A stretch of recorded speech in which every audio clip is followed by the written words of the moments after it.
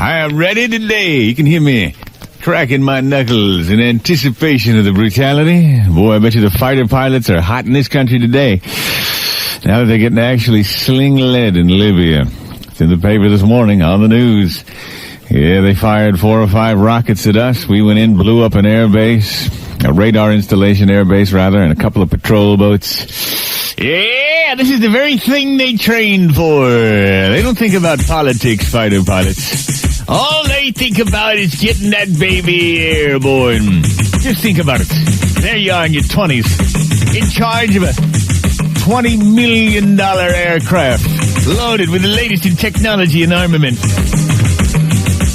Sure, it's sophisticated, but I remember back when I flew those babies, we still had the old A6. There was nothing like it. There was nothing like it! Sitting on the deck of a heaving carrier, waiting. In the Tonkin Gulf. I'll never forget it. I'd give the guy on deck the thumbs up sign, and we'd blast off! I feel the G-forces as we climb to altitude, as my buddies blasted off behind me.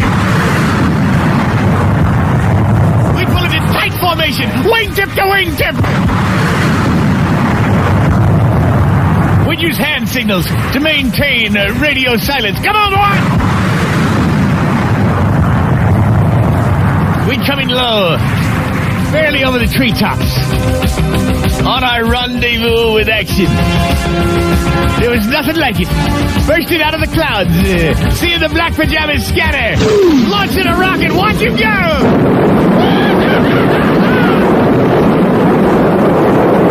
And then, right through the smoke and the flying rubble, you blast off again! Felt like you were in charge of the whole world. When I took over my unit, I instituted a new policy. I remember the first day, I had all those guys standing there at rigid attention. And I said, from now on, when we fly an operation, we fly naked. Naked, do you hear me? The ancient Vikings would go into battle naked. They'd go into battle 10 hot to show they weren't afraid of anything. And that's how the men that serve under me are going to be. Fearless. If you must punch out, you punch out naked.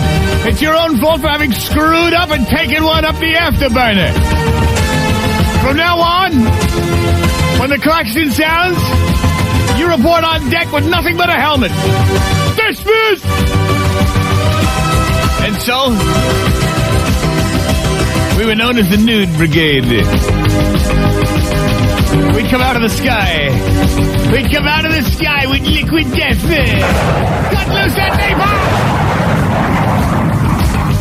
Of course, after a particularly hairy mission, occasionally one of my men would have to have help getting out of the plane. The upholstery would be lodged in the Tricostal area.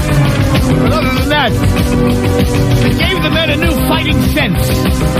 Sometimes you could hear them on the radio saying, "Buddy, they were eager!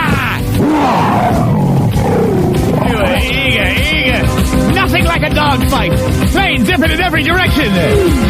Bank left. Hot one on your tail, watch it! Cannon fire, tracers are arcing across the sky. I remember one time I had smoke coming out of both wings. The plexiglass of the cockpit was shattered. I had blown 4 enemy out of the sky. A new record. And I remember I was just nursing that baby back to the carrier. I was nursing that baby back here. They were guiding me in there. Suddenly the guy's going, bank left. But it was too late. I was already committed there. I missed the arresting cable. It went scattering into the crash fence. Unbelievable. Next thing you know, I'm surrounded with foam. They're yanking me out of that plane. The captain came running over and said, "My God, Greaseman, you're one of our best carrier landing experts. That was the sloppiest landing I've ever seen. Why didn't you bank left like you were told?" I said, "I'm sorry, sir, but I was so excited after the mission that I was trying to steer the hydraulics instead of the stick, and I had no control." Sorry.